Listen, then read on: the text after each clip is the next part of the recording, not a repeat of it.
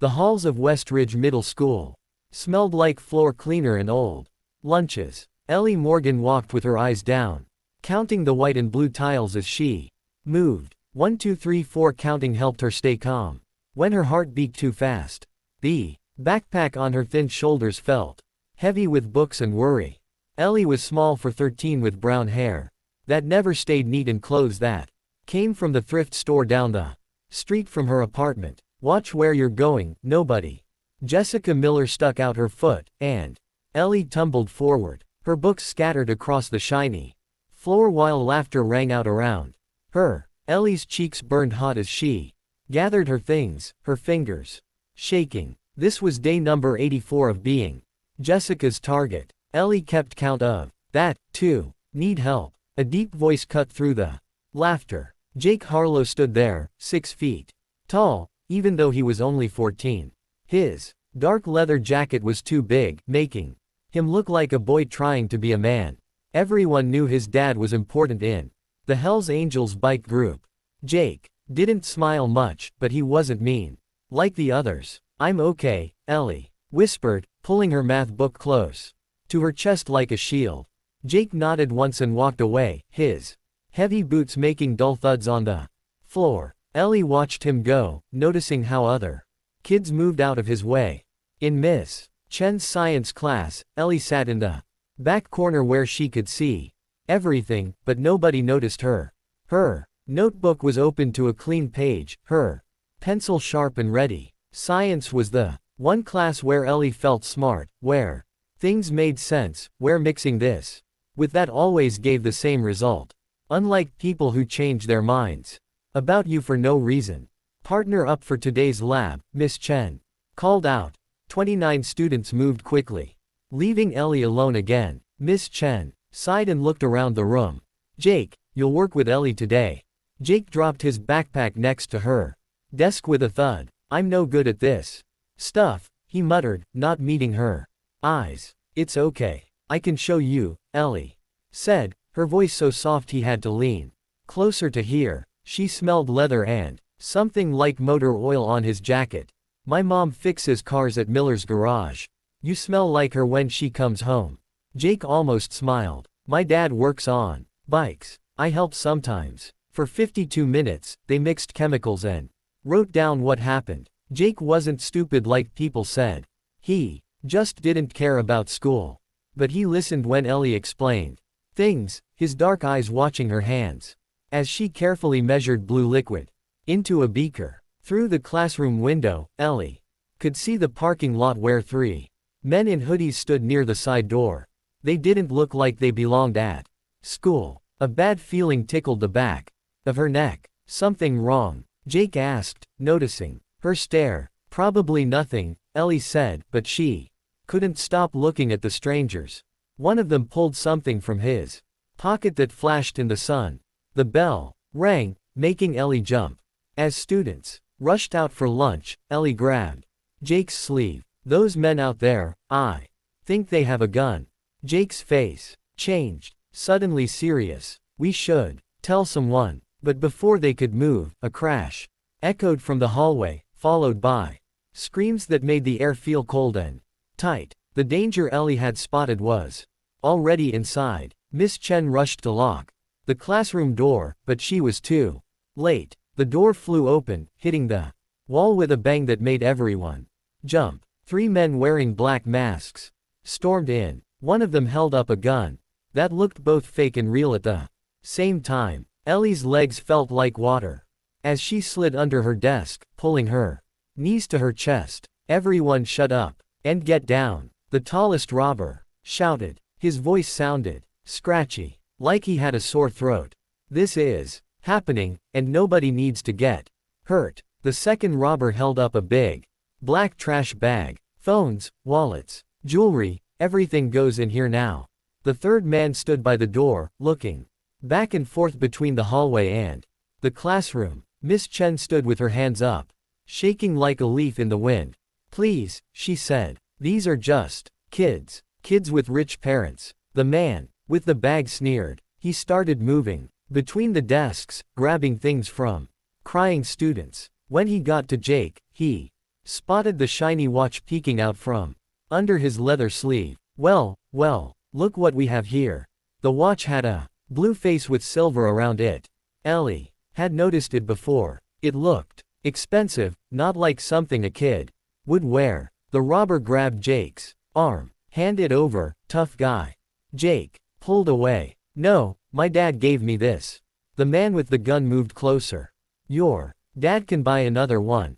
He pressed the gun against Jake's head. The classroom went so quiet Ellie could hear the clock ticking on the wall. Jake's eyes found Ellie's under the desk. They looked scared, but also angry. Ellie remembered the story her mom told about Jake's dad giving him that watch when Jake's mom died last year. It was the only thing he had from both his parents together. Ellie's hands were wet with sweat. Her heart beat so hard it hurt. She thought about all the times she'd hidden from bullies, all the times she'd made herself small and invisible to stay safe. If she did nothing, Jake might get hurt or lose something precious. If she did something, she might get hurt, too. On the lab table above her, the chemicals from their science project sat. Forgotten. Blue liquid in one beaker, clear powder in another. Ellie remembered what happened when they mixed them. Smoke and bubbles that smelled like rotten eggs. Miss Chen had warned them to be careful. I'm counting to 3, the man said, pushing the gun harder against Jake's head. 1. Ellie thought about her mom, who worked 12 hours every day fixing cars so Ellie could have lunch money and school supplies. Her mom always said, being brave isn't about not being scared. It's about doing what's right, even when you're terrified. 2. Ellie's fingers wrapped around the leg of her chair. The robber's back was to her. Jake closed his eyes. There. Ellie pushed up from under the desk with all her might. Her chair crashed into the robber's legs. He stumbled, the gun pointing away from Jake for just a second. In that moment, Ellie grabbed both beers and smashed them together. A cloud of stinky blue smoke filled the air. Students screamed and coughed. The fire alarm started wailing, its red light flashing. Through the chaos, Ellie reached for Jake's hand. This way, she whispered. I know where to hide. Ellie pulled Jake through the smoky classroom to the small supply closet in the back. For 2 years, this tiny room had been her hiding place. When Jessica and her friends looked for her at lunch, the door clicked shut behind them, leaving them in darkness except for the thin line of light under the door. You're bleeding, Ellie whispered. She could feel something wet on her hand, where she held Jake's arm. In the small space, their breathing sounded loud. It's nothing, Jake said, but his voice sounded shaky. When I fell, I hit the corner of a desk. Outside, they could hear yelling and running feet. The fire alarm kept ringing, making a sound like an angry bird. Ellie found an old t-shirt from the lost and found box and pressed it against Jake's cut. Why did you help me? Jake asked softly. His face was close to hers in the dark closet. No one ever stands up for anyone here. Ellie thought for a moment. My mom says, even small people can be brave. And your watch. I know it's from your dad. I know. It's important. They sat quietly for what felt like hours, but was really only 20 minutes. Finally, police voices replaced the robbers' shouts. A woman officer opened the closet door, her flashlight making Ellie blink. We found 2 more, the officer called. Are you kids hurt? By the time they got outside, the school parking lot was full of police cars with flashing lights. An ambulance waited, with open doors. Parents rushed around, looking for their children. Teachers counted heads, making sure everyone was safe. Jake, a tall man with a thick beard, pushed through the crowd. He wore a leather vest with patches and had tattoos on his arms. Jake's dad. He grabbed Jake in a tight hug, then pulled back to look at the bandage the paramedics had put on his arm. What happened? Are you okay? Dad, this is Ellie, Jake said, pointing to her. She saved me. One of the robbers had a gun to my head and she created a distraction. Then she pulled me to safety. Mr. Harlow looked at Ellie, his eyes narrowing. She wanted to hide behind Jake, but made herself stand still. The big man knelt down, so he was at her eye level. You saved my boy. His voice was deep, but gentle, not scary like she expected. Ellie nodded, her throat too dry to speak. The angels take care of their own, Mr. Harlow said, and they take care of anyone who helps their family. He stood up and pulled out his phone. By 3 o'clock, the first motorcycles arrived. 10 at first, then 20. Then so many, Ellie couldn't count them all. They lined up along the street in front of the school. Engines making a rumble you could feel in your chest. Men and women in leather vests and jackets stood beside their bikes, arms crossed, faces serious. Ellie's mom rushed through the crowd, her work clothes still dirty from the garage. Ellie, oh my God, are you hurt? She wrapped Ellie in a hug that smelled like motor oil and the lavender soap she kept by the sink. I'm okay, Mom, Ellie said, though her hands still shook a little. Mr. Harlow stepped forward, taking off his leather gloves. Ma'am, your daughter is the bravest person in this school. She saved my son today. He looked around at all the bikers, then back at Ellie and her mom. The hells. Angels don't forget when someone helps one of our own. From now on, your daughter has our protection. No one will ever bother her again. In the distance, Ellie saw Jessica watching with wide eyes. For the first time ever, Jessica looked afraid. Not of Ellie, but of what Ellie now had behind her. The next morning, Ellie woke up early. Her dreams had been full of smoke and shouting. For a moment, she thought about staying home, hiding under her blanket where it was safe. But then she remembered Mr. Harlow's words. The angels take care of their own. When Ellie and her mom stepped outside their apartment, they stopped in surprise. 2 motorcycles waited by the curb, engines running low like sleeping tigers. A woman with red hair and a leather jacket nodded at them.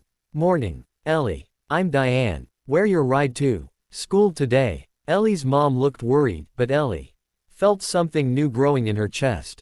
Not fear, but its opposite. She climbed onto the back of Diane's bike, holding tight as they roared through town. The wind rushed past, making her eyes water and her heart soar. At school, kids stopped and stared as Ellie arrived with her leather-clad guards. The bikers parked and stayed, sitting on their bikes like watchful birds on a fence. Word had spread about what happened yesterday, both about the robbery and about Ellie's bravery. In the hallway, Jessica and her friends stepped aside when Ellie walked past. No one stuck out a foot. No one whispered mean words. Jake met her at her locker, his arm bandaged but his smile wide. My dad says you're family now, he said, walking with her to class. That means something big to the angels. All through the day, Ellie noticed the changes. Teachers looked at her differently. Kids who had never spoken to her now smiled and waved. At lunch, she didn't eat alone in the bathroom or the supply closet. Instead, she sat with Jake and 3 other kids, who moved over to make room. After school, Mr. Harlow was waiting by his motorcycle. With him stood almost 30 bikers, men and women with weathered faces and kind eyes. As Ellie walked out, they formed a path for her, standing tall on both sides. Ellie Morgan, Mr. Harlow said in a voice loud enough for everyone to hear. Yesterday you showed more courage than most adults ever find in their whole lives. The angels don't forget. He handed her a small box wrapped in blue paper. Inside was a silver pin shaped like wings. This means you're under our protection, he explained. Any angel who sees this will know your family. Tears filled Ellie's eyes as her fingers closed around the pin. She thought about all the days she'd spent counting floor tiles, all the lunch periods hiding from bullies, all the times she'd made herself invisible to stay safe. Thank you, she whispered, her voice stronger than before. That evening, over 1,000 bikers from chapters all over the state roared through town in a parade of leather and chrome. They circled the school 3 times, headlights cutting through the dusk like stars come down to earth. People came out of shops and houses too. Watch, pointing and talking. The angels didn't stop or speak. They just rode, making sure everyone knew their message. Ellie Morgan was under their protection.